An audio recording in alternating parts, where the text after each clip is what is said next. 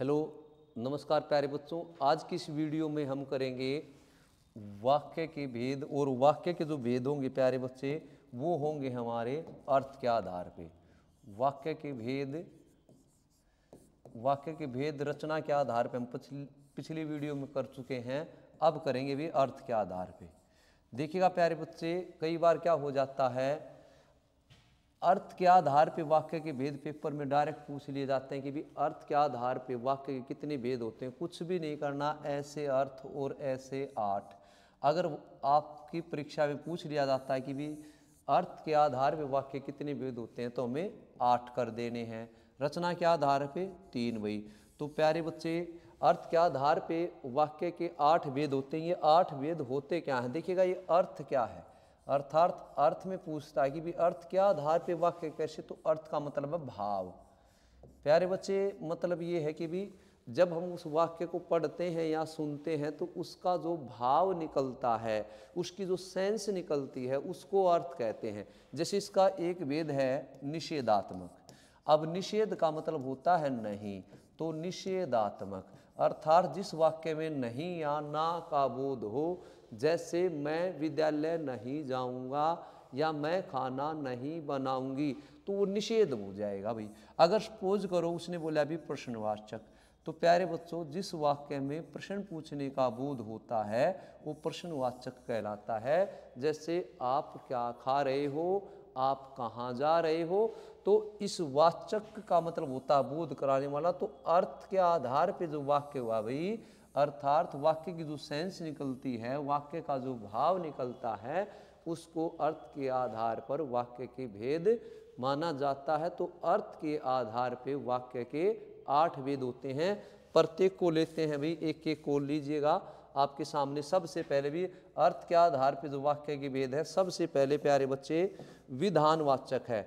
तो विधानवाचक कह लो, या हम इसको क्या कह सकते हैं, विधिवाचक भी कहते हैं भाई। विधानवाचक कह लो या विधि। अब विधि या विधान क्या होता है, देखिए प्यारे बच्चे, अगर बात आ जाती है विधान की या बात आ जाती है विधि की, तो होता क्या इसमें कोई एक्शन नहीं, कोई रिएक्शन नहीं। विधि का मतलब होता है कानून, और विधान अर्थात कहते हैं ना विधान मंडल, ऐसा मंडल जो कानून बनाएगा। अब जैसे एक देशी कहावत है कि हमारे यहाँ की कि भी विधाता का विधान है, कि विधाता ने ऐसा नियम बनाया है, ऐसा कानून बनाया है। तो विधिवाचक या विधानवाचक वाक्य। अब सपोज करो किसान के लिए भगवान ने या विधाता ने क्या नियम बनाया, अभी किसान खेत में जाएगा, तो किसान के लिए यही कानून बन गया, अभी किसान खेत में जाएगा या खेत में गया। तो अब अगर मान लो उसने बोला कि विद्यार्थी, तो विद्यार्थी के लिए या बच्चों के लिए क्या नियम है भाई, वो विद्यालय जाएंगे। तो जिस वाक्य में किसी प्रकार का कोई एक्शन रिएक्शन ना हो, मतलब बिल्कुल सिंपल हो, साधारण हो, सामान्य हो, उसको विधानवाचक वाक्य कहते हैं। जैसे देखिएगा बेटा, जिस वाक्य में किसी बात के होने का सामान्य बोध होता है उसे विधानवाचक कहते हैं। जैसे किसान खेत में गया भाई, बच्चे विद्यालय गए, सूर्य पूर्व से निकलता है, तो नियम बना रखा है किसान कहाँ जाएगा, हमारा अन्नदाता कहाँ जाएगा, खेत में जाएगा। हमारा जो भविष्य है देश का वो विद्यालय में। उसके बाद प्यारे बच्चों सूर्य देव कहाँ से निकलता है, पूर्व से निकलता है। तो इनके ये नियम हैं। अब इसके बाद अगला है निषेधात्मक। निषेधात्मक कह लो या निषेध कह लो या नकारात्मक भी नाम है। नाम से पता चला बेटा, निषेध का मतलब होता है नहीं। जिस वाक्य में क्रिया के न होने का भाव होता है, अर्थात जिसमें क्रिया का नकारात्मक भाव होता है, उसे निषेधात्मक वाक्य कहते हैं। देखिएगा भी, जैसे इसके एग्जाम्पल हैं, उदाहरण है इसके कि भी हम खाना नहीं खाएंगे। आज भी खाना नहीं खाएंगे क्योंकि आज जो है ना जूस पीने का दिल करता है, तो हम खाना नहीं खाएंगे। मैं खाना नहीं खाती, तो इसमें नकारात्मक, या मैं नहीं पढ़ती, मैं वहाँ नहीं जाऊँगी। तो प्यारे बच्चों ये नकारात्मक भाव हो गया, तो ये इसको निषेधात्मक या नकारात्मक वाक्य कहते हैं। अब बढ़ते हैं, देखिएगा अब बढ़ते हैं बेटा आगे। अगला है प्रश्नवाचक। देखिएगा जिस वाक्य में प्रश्न पूछने का भाव या बोध होता है, अर्थात जब वाक्य को हम पढ़कर या सुनकर ऐसा महसूस करते हैं, ऐसा भाव निकलता है कि प्रश्न पूछने का निकलता है भाव, तो जैसे आप कहाँ जा रहे हैं, आप क्या कर रहे हैं, जैसे तुम कहाँ जा रहे हो, भारत देश की राजधानी क्या है, तो प्यारे बच्चों वो प्रश्नवाचक वाक्य हो जाएगा, बिल्कुल सिंपल है। इसके बाद देखिएगा अगला है भी संदेहवाचक। अब संदेह का मतलब होता है प्यारे बच्चे डाउट। अब संदेह का मतलब होता है डाउट। तो डाउट जैसे जिस वाक्य में क्रिया के होने पर संदेह पाया जाता है या संदेह का भाव होता है, जिस वाक्य में क्रिया के होने पर संदेह का भाव होता है उसे संदेहवाचक वाक्य कहते हैं। जैसे दादाजी ने खाना खा लिया होगा, इसका मतलब भी दादाजी जो हैं हमसे दूर हैं, उन्होंने खाना खा लिया होगा, उस पर हम डाउट कर रहे हैं भाई। अगला है संकेतवाचक।